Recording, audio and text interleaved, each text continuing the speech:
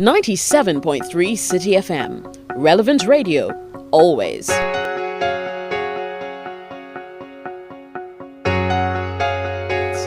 5 key points that I think people should have in mind in trying to develop positive financial habits are as follows.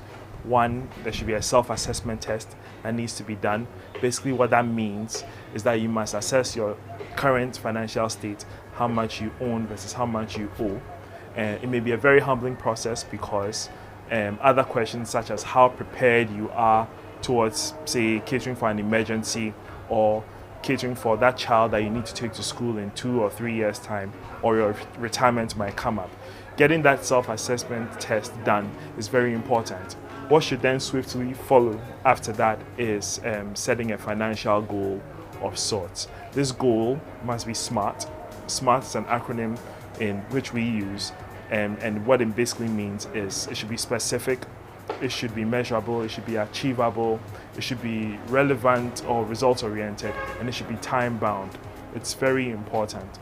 In developing that financial goal, you need not just have one big broad one. You might have smaller ones that can help track your milestones that you've been doing. The third thing you should also consider is the budgeting process. So it's very important that you document everything that you spend money on. With budgeting, it's quite simple. What you're looking to do is to try and maximize how much you earn and try and cut down on your expenses as much as possible. So a mentor of mine tends to say, in relation to your expenses, you should track and trim your expenses. And in relation to your income, you should identify and increase your income. That is very important. The fourth point, which I think you should consider, is to actually start saving and investing. How do you do that? It may mean automating a process. So you might have just one bank account. What it would then mean is setting up another account, which ordinarily you would not just be going into for your transactions. What you would do is just have a direct debit or a standing order process that will take money out of the money that goes into the main account and have it hit that one. After that accumulates over a while, you can decide to invest that accordingly in a productive venture.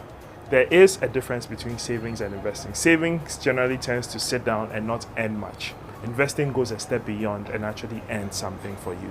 And it's important that you make that extra step to invest, because that has the greater chance of your money beating the likes of inflation and other things that might happen in future.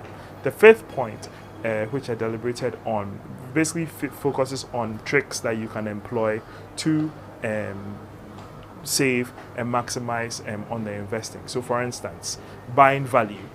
Buying value, I'm not saying that you should be overly ostentatious, but sometimes getting that one expensive product will prevent you from buying a lot of smaller, cheaper ones that might get spoiled along the way. It's very important that you buy value.